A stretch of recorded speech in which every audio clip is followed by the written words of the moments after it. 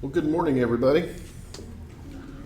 It's 8 o'clock. We're going to go ahead and get started. I didn't have a ton on the agenda today, but I want to talk about a few things with you all. Let's see if I can get this out of the way. I can't see it. Well, I'll just stand up. You're going to start seeing in your Canvas shelves from here on out every week. There's going to be a video from a former Golden Eagle that I've interviewed. These happened during COVID, and so it's nice to record it. I can share all that with each and every one of you. And so this week you all saw the video from Madison Hanson, who actually was a fairly recent one. She graduated last December, and let's see what happens when I click on that. So yeah, awkward picture of me. But Madison was an excellent student, still is an excellent student. She's in medical school, graduated from our program last December, ended up working with me over in institutional effectiveness during the spring and summer, as she needed a job waiting on going to med school. So she's in Jackson doing her med school thing. But what I thought was particularly impressive in terms of for Madison was that she was a double major. So she was a biochemistry major, and what was her other major? Anybody know?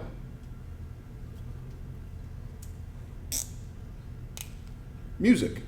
She was a music major as well. So if you're familiar at all with the music major here, you also know that that's a pretty intense major. There's a lot of classes. Some of them are full credit, some of them aren't. It's a cram-packed, and so she did that in addition to biochemistry. Also spent some time in Boston one summer doing basically an internship, an REU type program. You're going to learn a little bit more about those later in the semester. We're going to talk about opportunities for you as you advance in the major. So there are a lot of things that chemistry and biochemistry majors can do in the summer that enhance your education opportunities and actually stick quite a bit of cash in your pocket. So she was able to spend a summer, forget which research lab she was in, but she was doing some more biochemistry, molecular biology type research during her summertime at Boston. And so we've actually had a number of students go on and do these summer type research experiences. I'll show you a video later from a young lady who graduated it's several years ago now, but she actually did, I think, 2 or maybe even 3 summer research opportunities. And so you're going to see a lot more of these videos, and hope you get a little bit of advice from former Golden Eagles, people who were sitting where you're sitting today when they were freshmen, and how they progressed. So there's a lot of questions in there about why they chose the major, what they intend to do with the major, all of that kind of thing. So I hope you get kind of a sense of what people who have graduated, gone on and been successful, and whatever that means to them, and give you a little bit of feedback there. So you are going to be required to watch these. Your reflections and things will be based on these, so please keep that in mind as you work your homework. So kind of an important thing to watch these. Okay, so I try to keep them, they're usually around 15-20 minutes, sometimes a little longer, depending on how much they want to talk about themselves. Some people really like to talk about themselves, some people don't. All right, we're also going to start having some readings from this book. This book was Will This Be on the Test by Dana T. Johnson.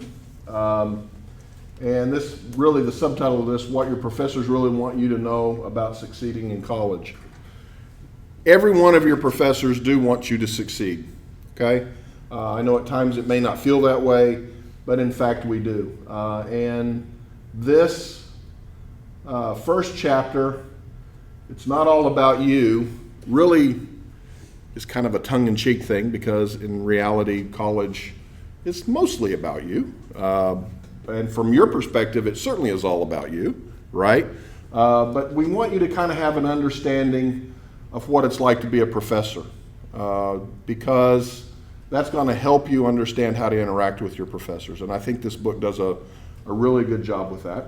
And as you all know, professors are people too. We have many things that we have on our plate, just like you have many things that are on your plate. And having a mutual understanding of what that work is, I think helps everybody out. So the book starts out talking about how college is different from high school. Can anybody tell me what some of your expectations or your what you think are the differences between college and high school?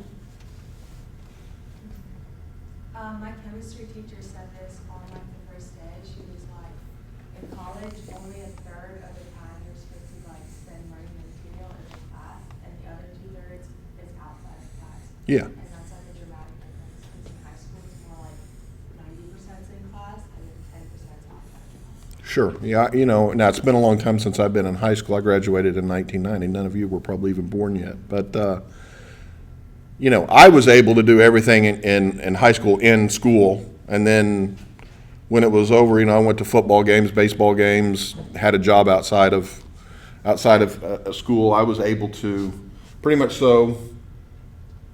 I can't really remember too many times that I had homework. It doesn't ring a bell too much. But that's not the case in college. You're absolutely right. The amount of in-seat class time is very different, right? When I went to high school, and I'm sure similar for you all, I think my class day was 7:45 to 3:15 was pretty much so my class day every day. Was that similar to what you all experienced? I know that was for my daughters. And so that was pretty much so the day. And your entire day was really kind of planned out for you, wasn't it? You had period 1, period 2. You might have had a break period. Lunch was scheduled for you. Some of you may have had a study hall. Athletics was scheduled if you were involved in those types of things.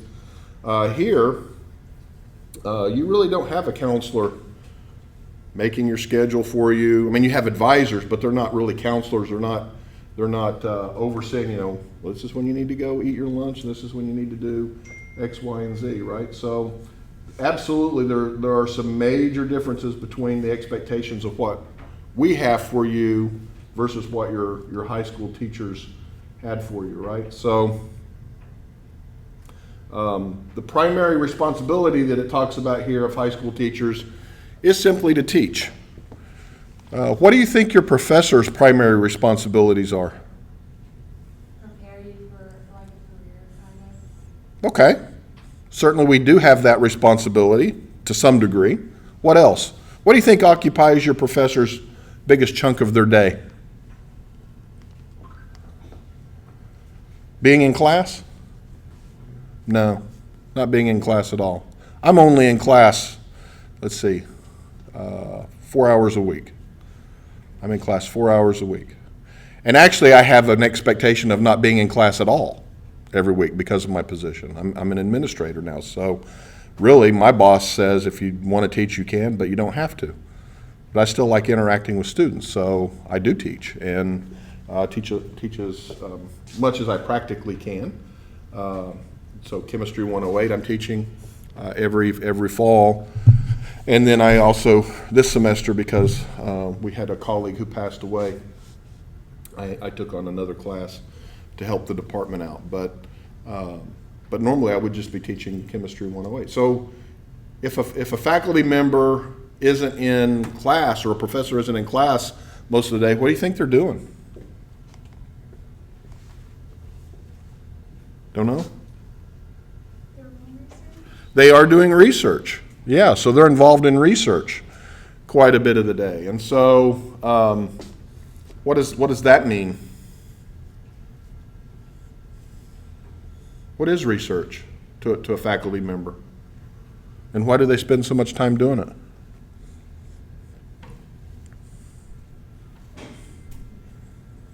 The easy answer there is that's what the job description says we do, right? That's what our contract says we have to do.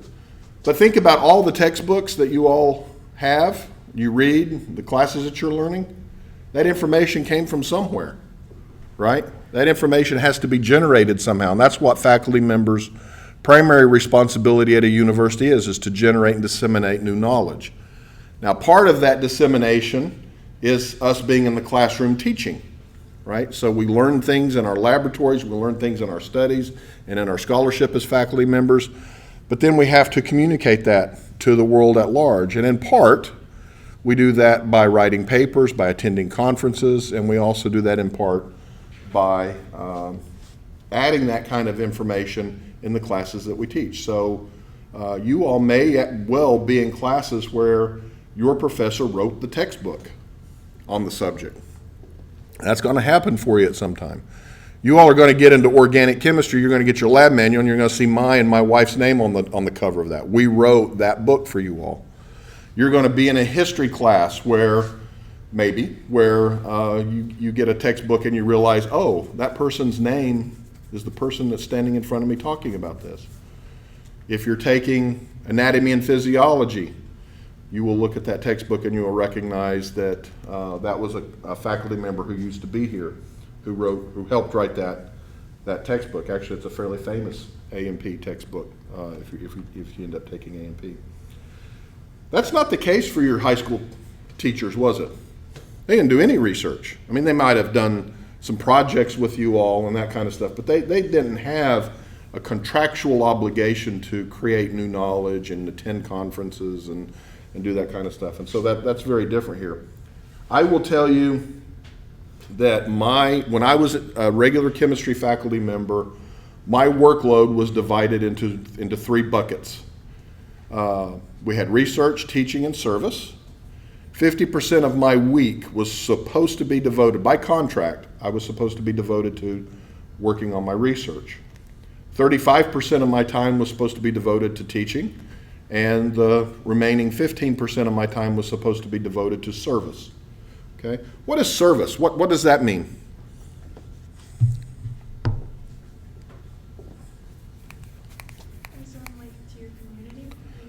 That could be part of it. We have a number of faculty members on campus, not so many in chemistry, but we do have some across campus, for example, like in social work, who do a lot of service for the community, do outreach to disadvantaged groups or whatever the case may be, helping the homeless, that kind of thing.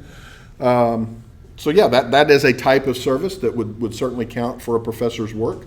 What else? Maybe office hours, actually. Okay. Office hours might be, depending on the area, counted as service. And I'll tell you, in our area, office hours are considered part of our teaching load. That's where part of that 35% comes from. But it can also be service. As a faculty member, I serve on doctoral students' committees. They're not my doctoral student. It's not the research that I work on. But they have to have faculty members that serve on their committees to judge their work.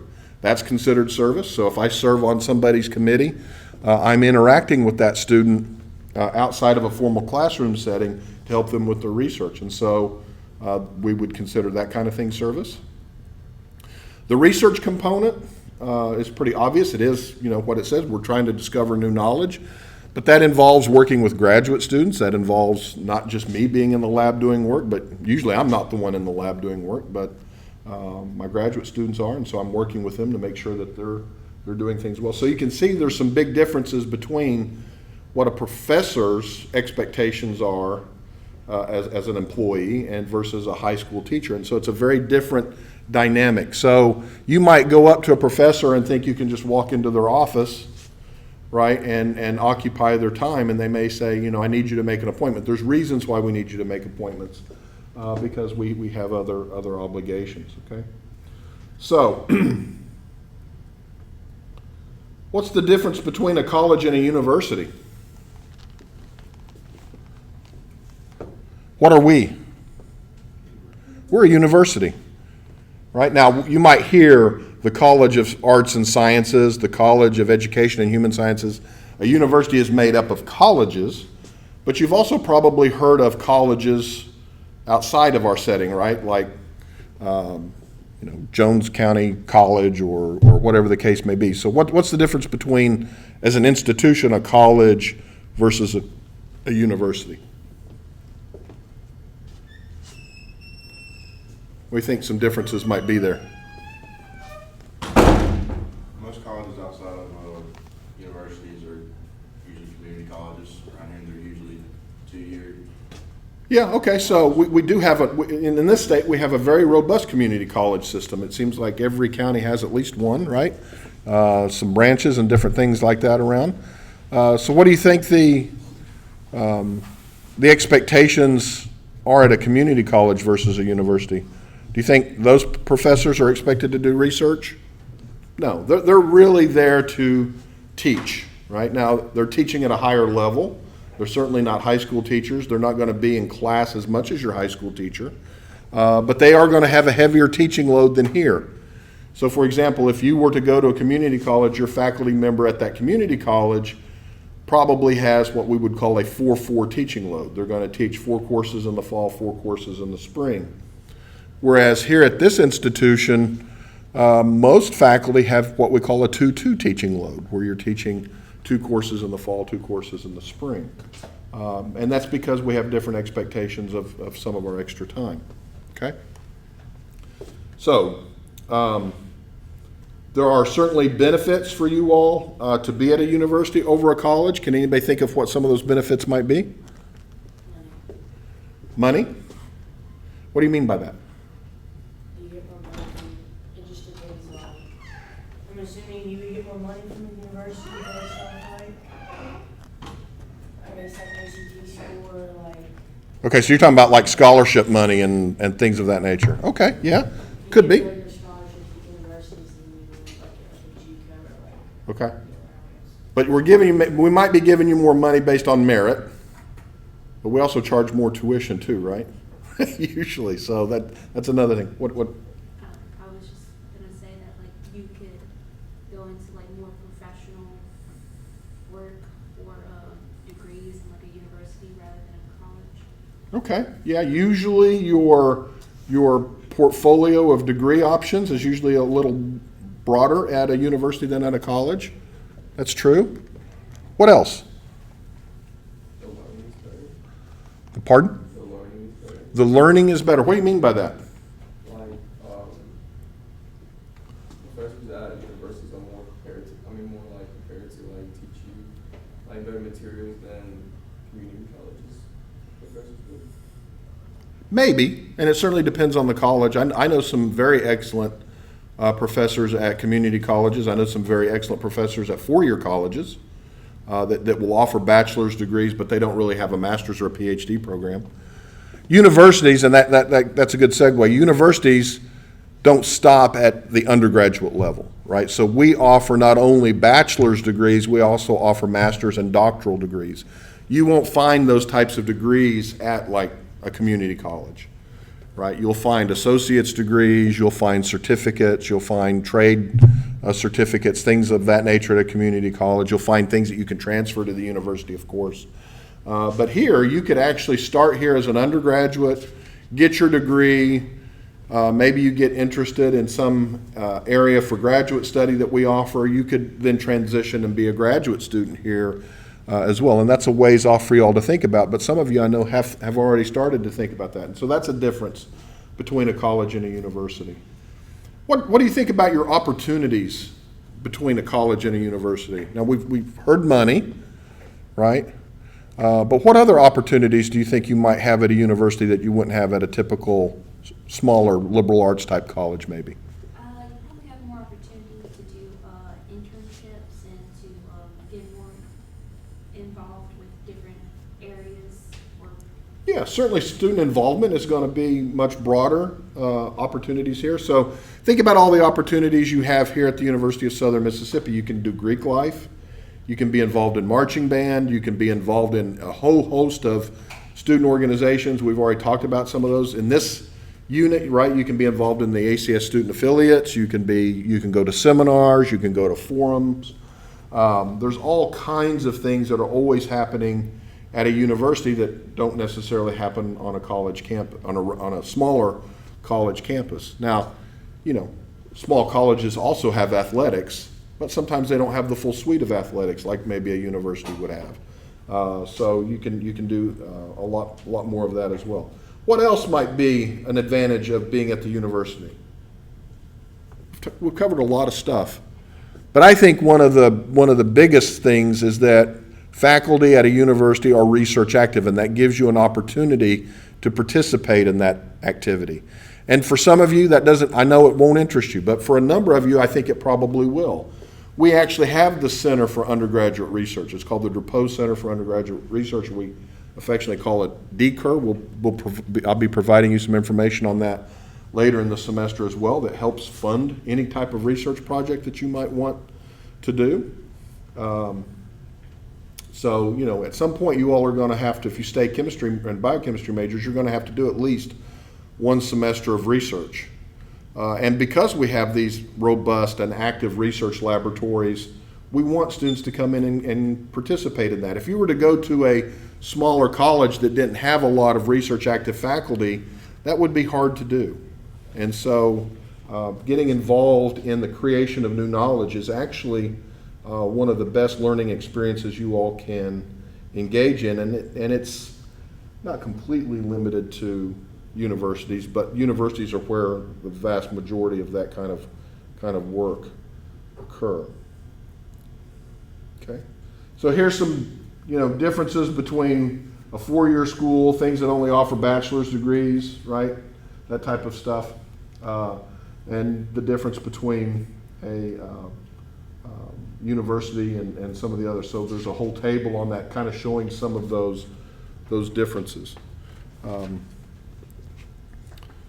So from your perspective, a professor is a teacher, but we don't call ourselves teachers, we call ourselves professors, and it is because we are actively engaged in research and we generate new knowledge. That's what it means to be a professor. So, for those of you who don't know about tenure, when I was hired as an assistant professor, you're not guaranteed your job. And technically tenure doesn't completely guarantee your job, but you're on probation for 5 years when you first get hired in academia. And when I went in for my tenure and put in my packet, so to speak, they look heavily on the amount of research that you do. They want you to do well in teaching, they want you to do well in service, but they really focus on that research component. And so I just want you to understand that a professor's time being devoted to research is clearly a main component of what they're expected to do. Okay? So almost all professors here do research of some type, even if they are assistant? Yeah, so we have what are called tenure track professors and teaching track professors. So all tenure track professors, people that you would see on the rank as assistant, associate, or just professor, yes, they have to be engaged in some form of research, whether they're assistant, associate, or full professor. Now, the teaching track folks, which are our assistant teaching professors, our associate teaching professors, our instructors, we also have full teaching professors. They will engage in scholarly activity, but it doesn't necessarily have to be research, and it's certainly not an expectation that they publish heavily or attend, big conferences every year and present their work. Their main goal and their expectation is to be involved in the scholarship of teaching. So they're expected to try new things as they teach to improve the teaching and share that information within the community. But at the end of the day, for you all, they're your teacher, or whether they're tenure track or teaching track, as we call it. If you wanted to become a college professor, so that way you could do your own research, are you required to get a license? So I remember To get a what? To get a licensure. I remember seeing that USM offers like chemistry licensure, and Yeah. I was wondering, like, if you were to become a professor, would you have to major in that specifically, or? No, the answer to that is no. And I know this is going to sound weird to you all. I have a PhD in chemistry, and I am not qualified to teach high school chemistry. I do not have a license by the state of Mississippi to teach chemistry.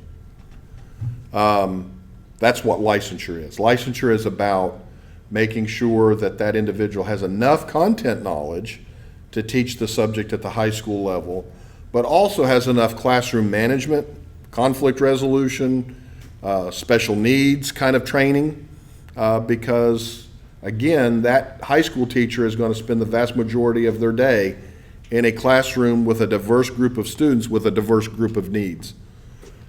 I come in, I do my job in the classroom, and then I can largely move myself away from that and go to do something else, right? So the expectations are different. You do not get a licensure to be a college professor. You get to be a college professor because of your, number one, you'll have to have a terminal degree in the field, and two, what type of research area you want to be engaging in.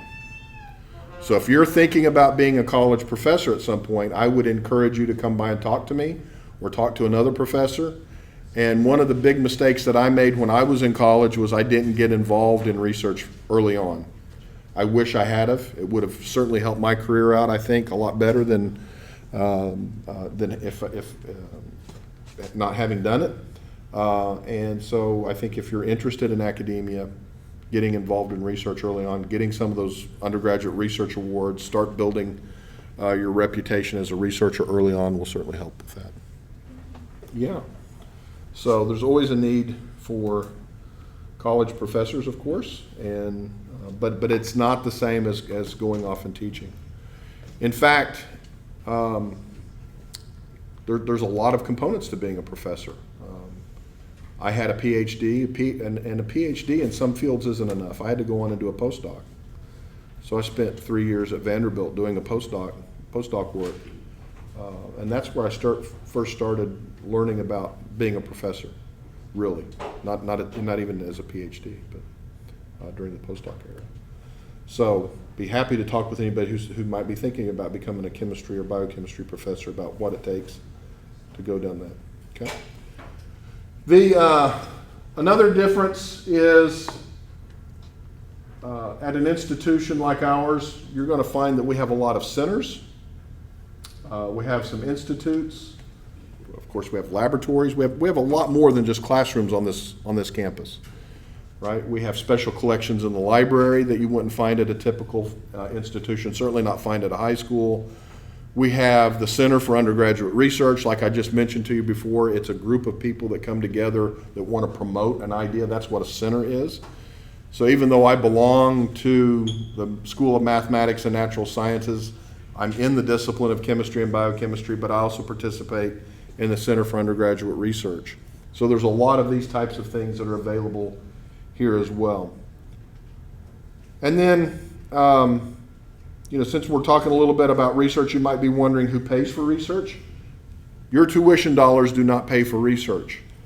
Our research programs are actually funded by external funders. So in the sciences, things like the National Science Foundation fund our research, the National Institutes of Health fund our research, and then the Department of Defense, Department of Education will fund a good chunk of research. And those research grants are essentially contracts with the faculty member.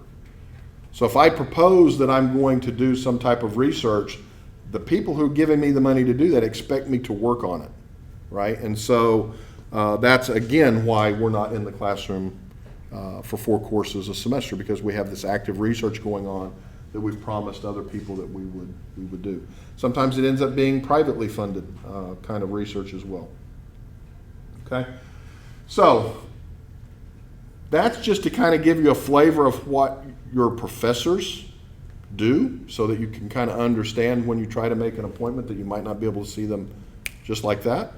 But please know, after reading this chapter, that in fact we do care an awful lot about you and your success. We want you to be successful.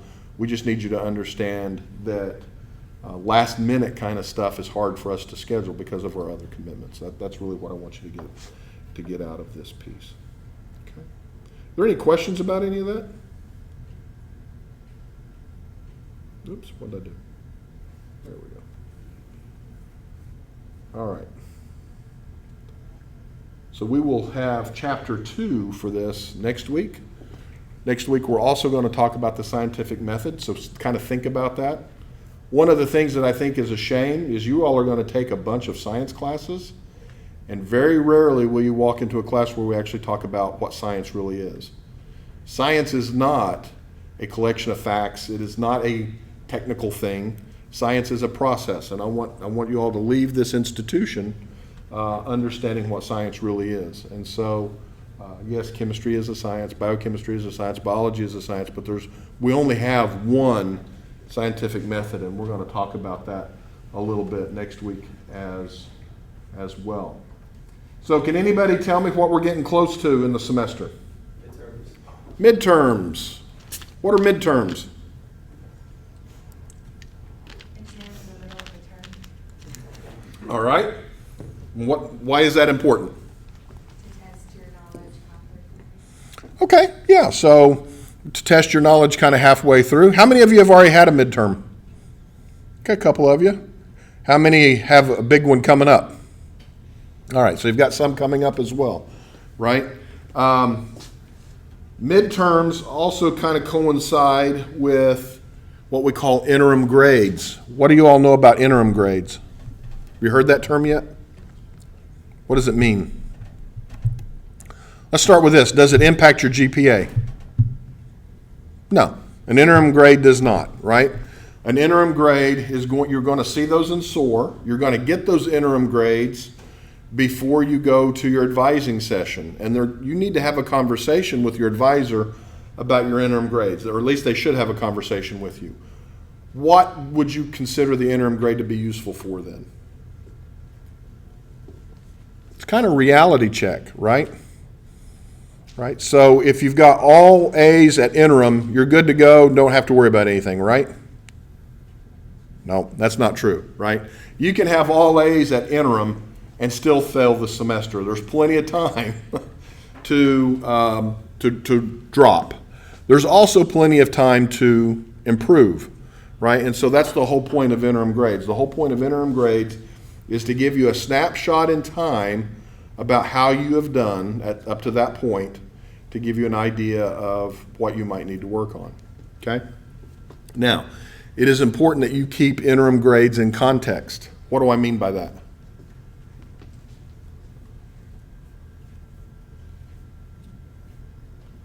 You may be in one class that for their interim grades, they have 2 small quizzes, and you got a perfect score on both of them. But guess what? After interim grades is your first big midterm that's going to be half your overall class grade, right? What I'm saying is don't get comfortable by seeing a good interim grade, and don't get discouraged by seeing an interim grade that maybe isn't what you had hoped it would be, right? You've got to keep it in context. So if you're in a class that by interim, about half the class points have already been awarded, it's a pretty good measure of probably where you are. But if you're in a class where, again, just a couple of small assignments and the big ones are yet to come, don't rest on your laurels about, oh, well, I'm doing fine there, all right? So it's an opportunity for you to kind of have that reality check midway through the semester and have those conversations with your advisor. So what kind of conversation should you have with your advisor over interim grades? What kind of questions might you want to ask them?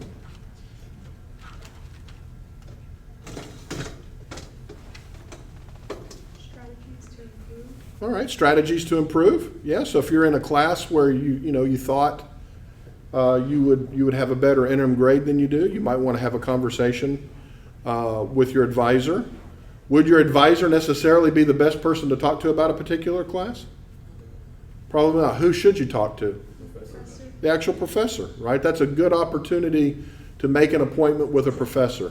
And I know it's nerve-wracking to make appointments with professors, but believe me, we won't bite your head off. We want you to come and talk to us. We would much rather work with you around interim grades time than 2 weeks before the final exam, right? There's still plenty of time for you to improve or to do better in just about every course at interim. 2 weeks before the final exam, it's almost impossible to make those changes. And so we would much rather be working with you around interim grade time. So don't be afraid to reach out and make an appointment. What's the best way to reach out to your faculty member about making an appointment?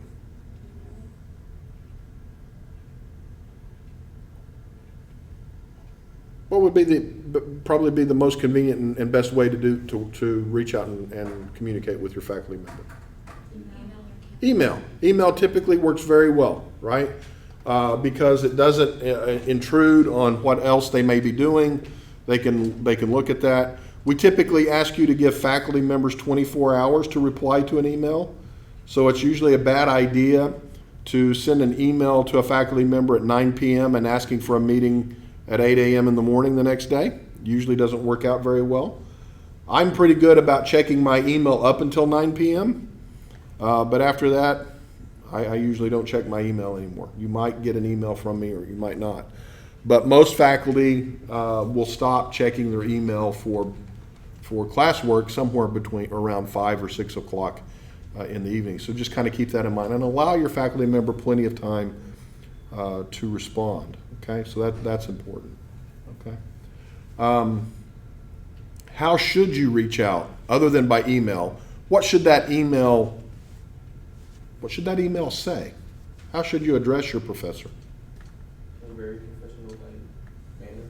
Yeah, you need to address all professors with respect and in a professional manner. How might you start that email? Hello, Dr. So-and-so. Hope you've had a great day. Exclamation point. Exclamation point? Yeah. Emojis.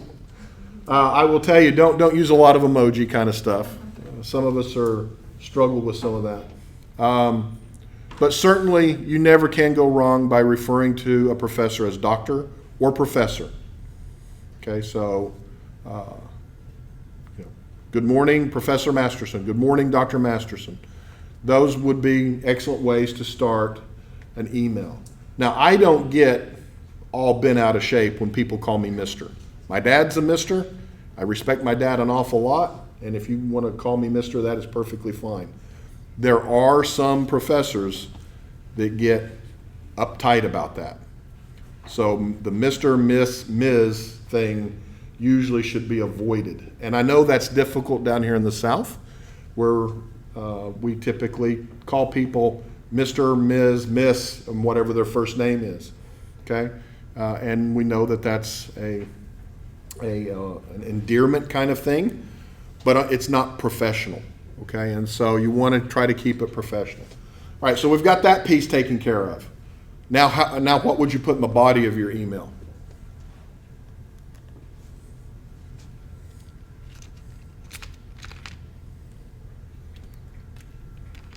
So you ask me questions.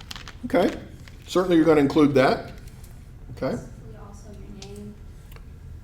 Okay.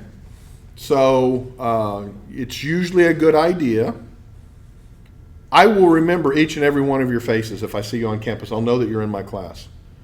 I will forget. I just forget names. Okay, unless I interact with you an awful lot. Okay, so it's usually a good idea to start off with, "Hi, I'm so and so. I'm in your 8 a.m. Whatever class." That's usually a good way. Because a lot of the classes you're in right now, especially if it's like a history class or something like that, you may have 100, 150 students in that class, right? And they're just not going to remember you. Okay, so we've introduced ourselves. What do we move into?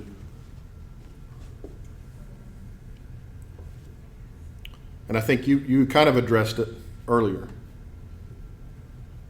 You got to get to the point. Are you trying to like book an appointment with them for an advisement session? Okay, if that's what you're doing, that's what you need to state, right? You need to state the point. Do you have a question about class? You need to get right to the point and ask a question about class. Do you have a question about the exam? Get to the point and ask the question about the exam. If you want to make an appointment because there are some difficulties you're having, you want to get straight to that point. How long should these emails be? Not very long. Not very long, right? We do not want to read a chapter in the textbook, right? We do not need in an email to know every detail about your personal situation that led up to why you're reaching out to me, okay? So just avoid that. That can come in a conversation, okay? And it might be important, right? What are some things to avoid in your email?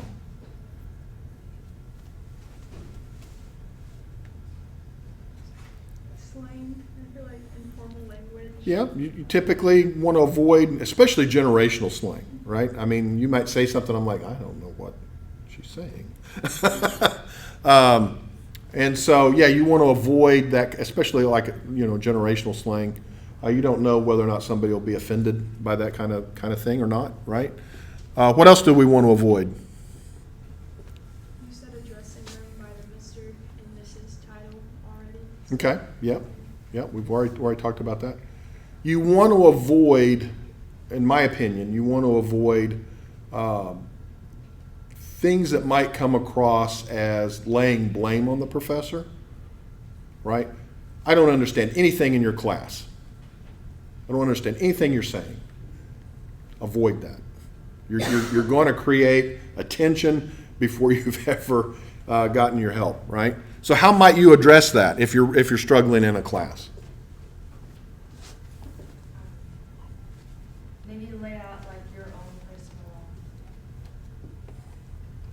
weaknesses and where, what, or maybe, I don't know. I feel like that needs to be discussed in person, so just to be concise and to the point.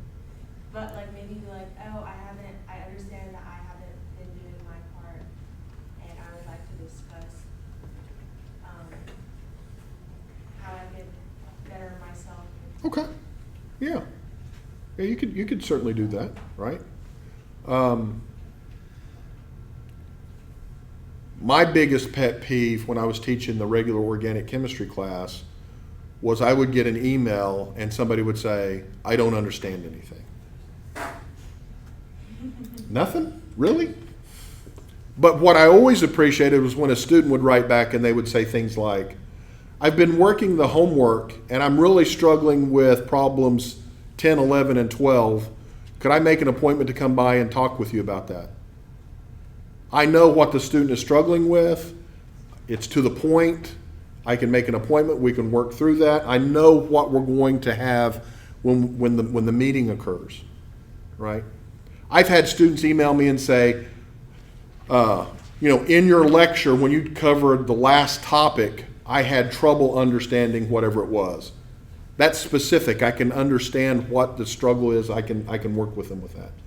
But just reaching out and saying, I don't understand anything, and it's midterm, can I go back and completely do that? No, I can't fix that. So it's very important to be specific. What else do you need to include in your email?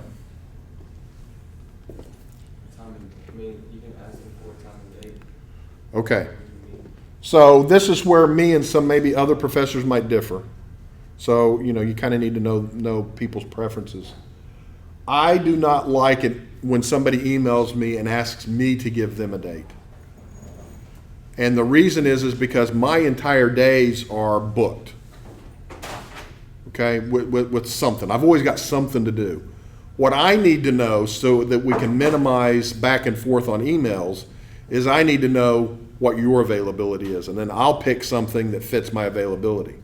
So I find it useful when a student writes and says, Dr. Masterson, blah, blah, blah, my availability, I'm available Monday, Wednesdays, and Fridays after 2. Okay, well, I can look at my schedule and I can write you back and I can say, I have a slot at 3:30 on Monday. I'll send you a calendar invitation and I'll see you then. That works really well. But when a student says, tell me what your availability is, and I send back, well, I'm available, I've only got this one slot on my calendar, and they write back and say, no, that won't work for me. Now we're in a back and forth email exchange. So I think it's very, very important when you all reach out to a faculty member to give them 2 or 3 time slots, days and time ranges, if you will, that would work for you. And then when a professor reaches out to that and sends you a calendar invite, make sure that you respond to that. How do you respond to a calendar invitation? RSVP. Yeah, you know, usually you have the thing that where you can accept. You want to do that, okay? Because that lets the faculty member know that you have received it and you've accepted it. You know, if a student doesn't respond to that, you know, it calls into question the seriousness of the meeting. What else is a big no-no in terms of a scheduled meeting? What is the biggest no-no? Not showing up. That's exactly right. Make sure you show up to every meeting that you scheduled with a faculty member. Okay? Things happen. We know that. So what do you do if something comes up? Be courteous and let the faculty member know that you can't make the meeting. And there's two ways to do that. Number one, if they sent you a calendar invitation, which is what I always do, you can go in and you can decline that. It will notify the faculty member that you've declined it. And usually that's going to be satisfactory, and I can go, okay, well, they'll reach back out when they want to get back in touch with me. Something must have come up, okay? Or you can make a phone call. You can give a call and you can say, hey, Dr. Masterson, such and such just happened. I'm going to have to reschedule. Can I get back in touch with you in a day or two? Sure, thank you very much. Thanks for letting me know. But I'm not always in my office. But you can also certainly send an email. And yes, there are things that might happen at the last minute that cause you to miss it. We are understanding people. But if you can, reach out to let us know that you're going to have to cancel that meeting. That is very courteous and very appreciated, I can assure you. Again, because we've made time to see you, and if we know that you're not going to be there, we can use that time differently. And also, you know, faculty should be as respectful of your time as well. And I know that I have failed in that area from time to time myself, and we will certainly apologize when we have those failings. Okay? So, I have talked about everything that I wanted to talk about today. We talked about the video series that you're going to be seeing. Please watch those. Your attendance quiz today will be based on that video series, or the first video. So make sure you watch that. We'll have some more readings out of will this be on the test book? And next week we're going to start talking a little bit about the scientific method as well. So if there are no other questions, have a great day, and I will see you all next week.